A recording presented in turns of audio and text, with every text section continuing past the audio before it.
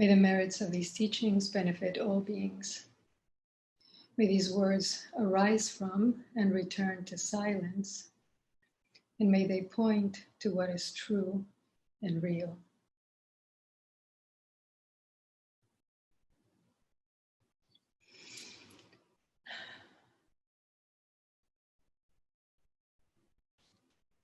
It had been a while since I had sat on intensive, and it is pretty wonderful. It hurts in a way that it didn't used to. My knee, one of my knees is giving me trouble in a way that I didn't used to have before, but still, it's pretty wonderful to be sitting like this. And I wanted to speak about or continue what I had started speaking about on Wednesday. I gave a talk on the power of bow, as in bowing, as in prostration. And I was speaking about it in terms, partly in terms of devotion. And I've just been thinking a little bit more about that because of everything that is going on in the world, everything that seems awry with the world. I think this is a good time to dig deep and look for or make use of some of the tools that Buddhism offers to care for this world and for ourselves in the midst of it. And I was saying a few days ago, that in general, we're not a devotional or a reverential culture. But I do think that when we look at the world and when we look at the conflict that we have in the world, that really all of it arises from separation, from this false sense of separation. And so, as I have said before, if somebody was to ask me if I could describe Buddhism using no technical terms, what I would say is it's about getting close. Or it's about seeing that that distance does not exist in reality. And I think bowing, because of what it is and because of what it expresses and because it engages the whole body, is a really nice entry point, into that closeness. As you know, in Zen we say, you just eat, you just walk, you just sit, you just cook, you just wash your dishes afterwards. And that, what's implied in that just is that unity, is that intimacy, is that closing of that gap. And that is very easy to say and not so easy to do when the mind is moving very fast.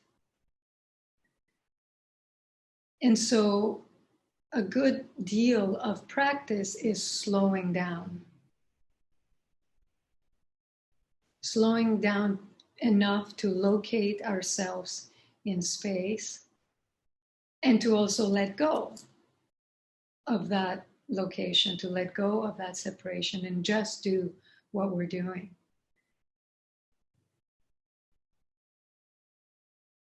Somebody sent me an article about a man who, and I haven't finished it, but about a man who lost all memory.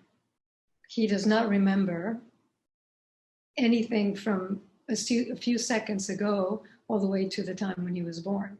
So he essentially, his entire past has been erased.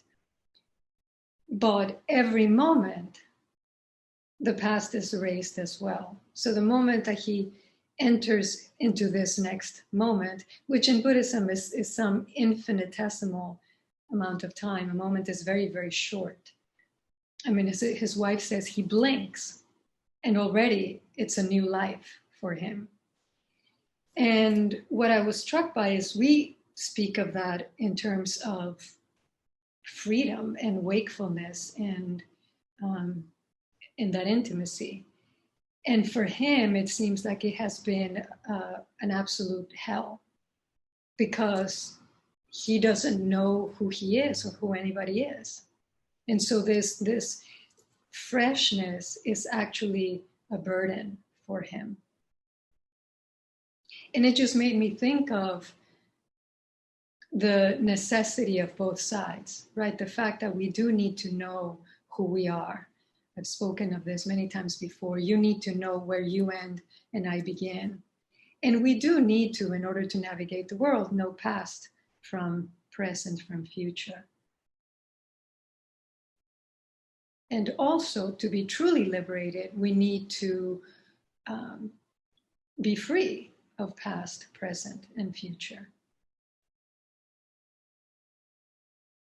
And I was thinking that in a moment of full prostration, whole body and mind, the whole universe prostrating, that is what is happening. You're not prostrating to anything.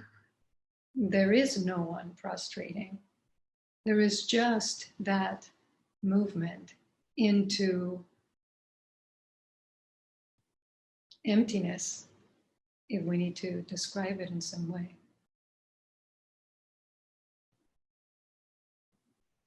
And I've just been reflecting on why that constant re-realization, I guess, that seeing again of that truth is so important. Because in separation is conflict, in separation is suffering. You know, the gap between this is and I want, that's the place where suffering blooms. It is also the place of practice. It is where we understand, oh, there's a difference in my mind between this and this. The teachings are telling me there is no difference fundamentally, so how do I close that gap? How do I see that that gap does not exist?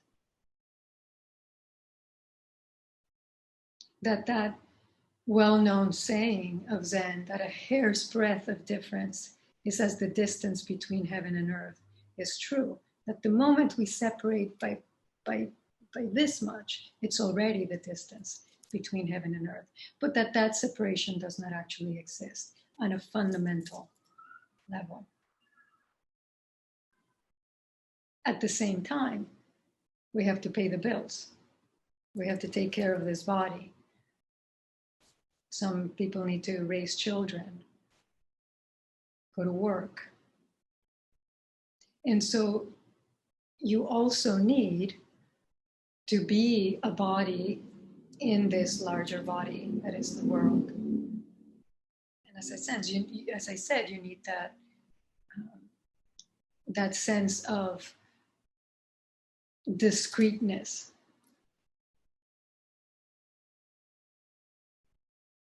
It reminds me of that koan, you know, all things return to the one. What does the one return to? Because that has both sides.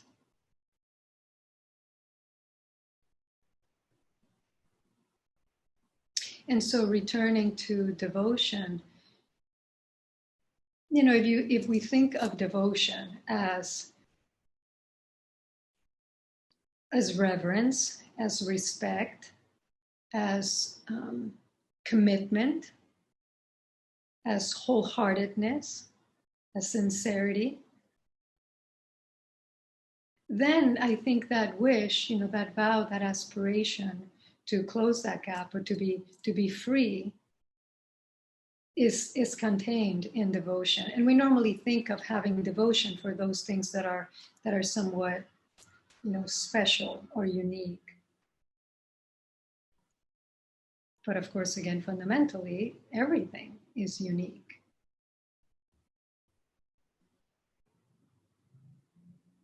And an unusual, but I think it is an example of devotion, was this story I read some years ago. The Jack Cornfield was working with what he calls wisdom resolutions. And so as he takes his seat, he settles, he gets quiet, and then he brings to mind, he invokes a particular phrase that is his intent for that period of zazen, that period of meditation. And it was early on in his practice, and he was doing a retreat. And he took his seat and said in his mind, "May I have a clear realization of emptiness." But he used the word in Pali, and he got confused. So instead of saying shunyata, he said anicca or anicca, which is actually the word for impermanence. But he didn't know that. So he thought he had sat down and he was wholeheartedly, whole-bodedly saying, "May I have insight into emptiness." And then he continues, so he sits and he does this, for a few periods or a few days. And at one point, he has this deep, clear realization into impermanence. He was confused. Reality was not confused. Reality knew exactly what was needed.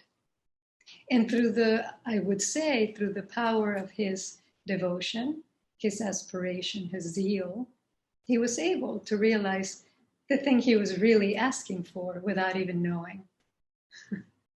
Isn't that wonderful? So we don't even need to know intellectually that what we're doing is having devotion.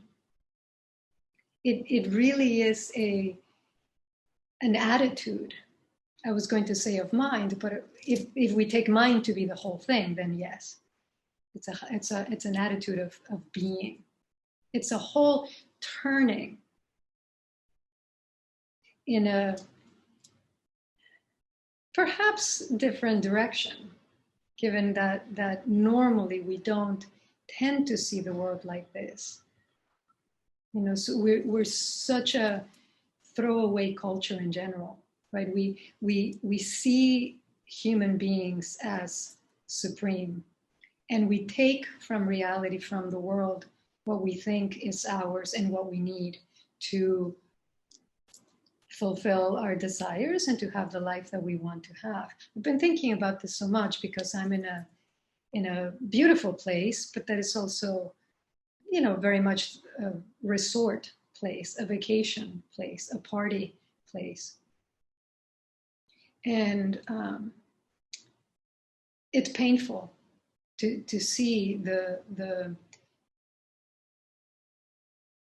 I don't know how much of it is willful disregard and how much of it is just blindness, not seeing how much we take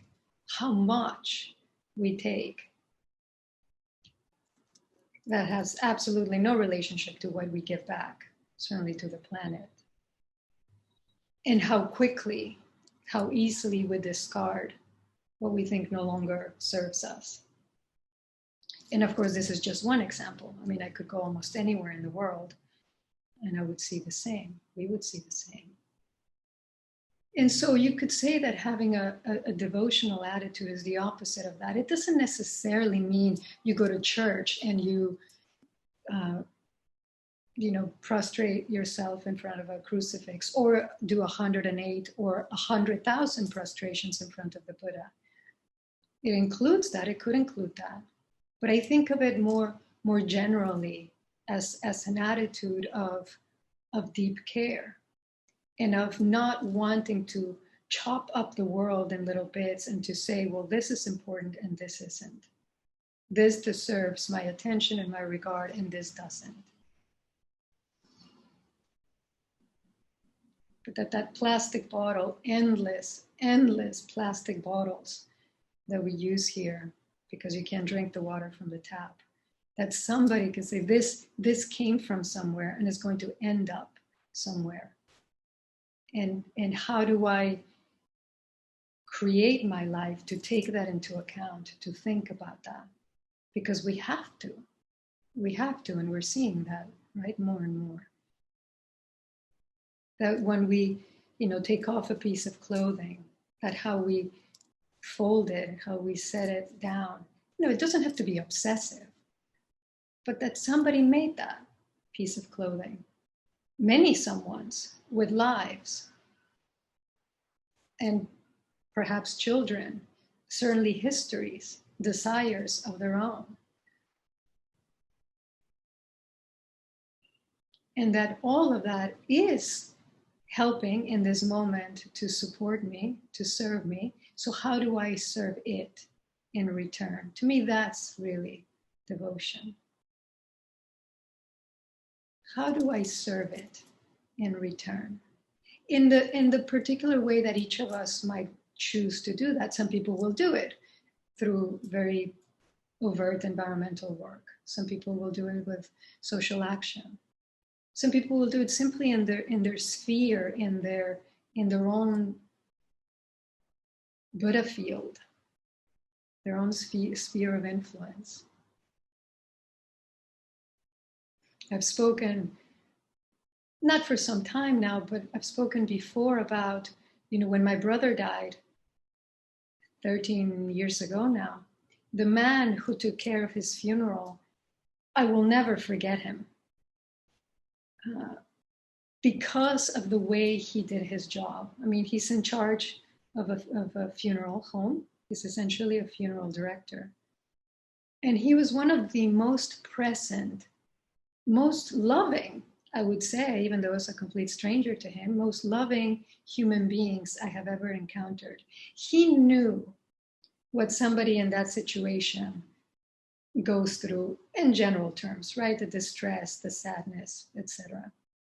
And he had made it his life, his calling, to do everything in his power to serve in that moment.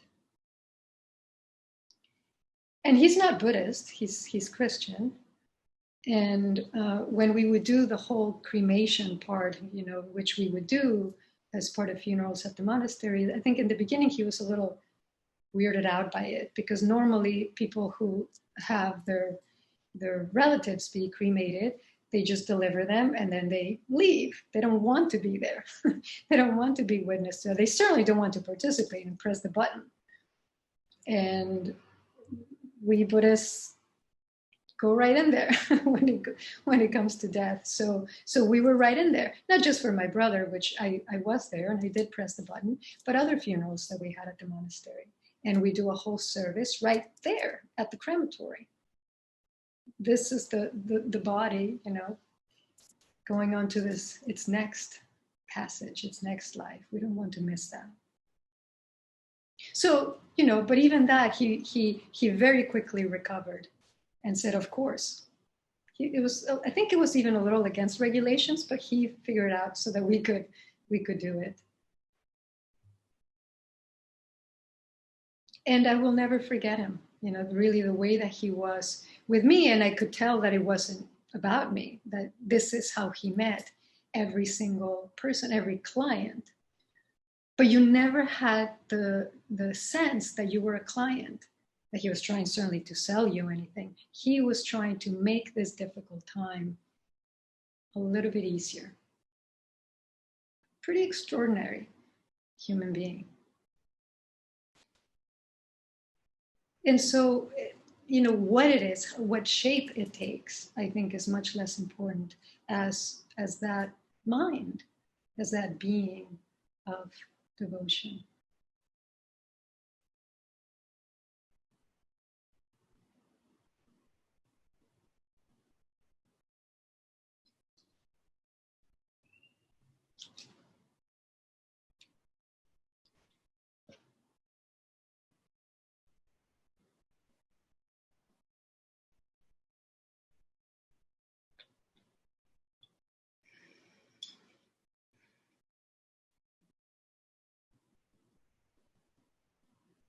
And so when I think of what it means, to live a life of practice, really we could take away everything, right? We could take away the Buddha statues, we could take away the vows, we could take away the chanting, that we do. We could even take away zazen. It would be very sad, but we could take it away. And what would be left, of course, would still be this body and mind. And what would be left would be that desire to be fully in this life. In this life, right? Not just through it, seeing, what we can benefit from, but fully in it, participating and serving, giving back.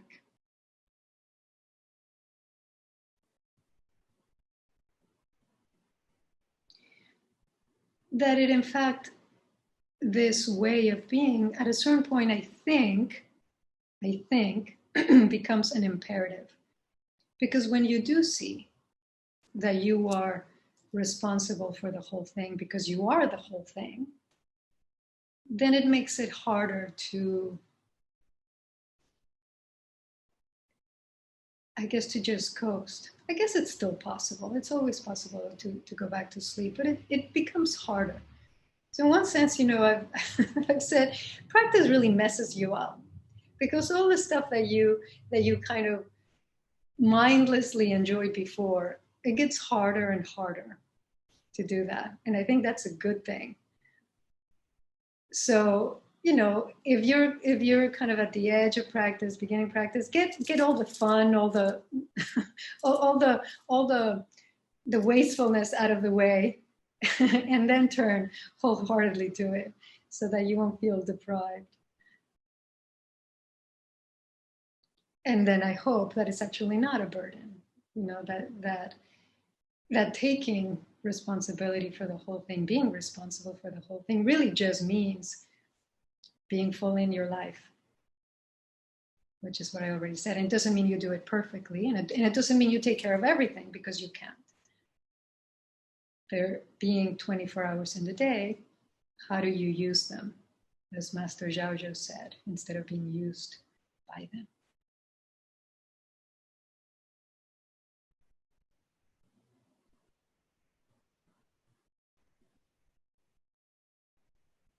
I think that's enough.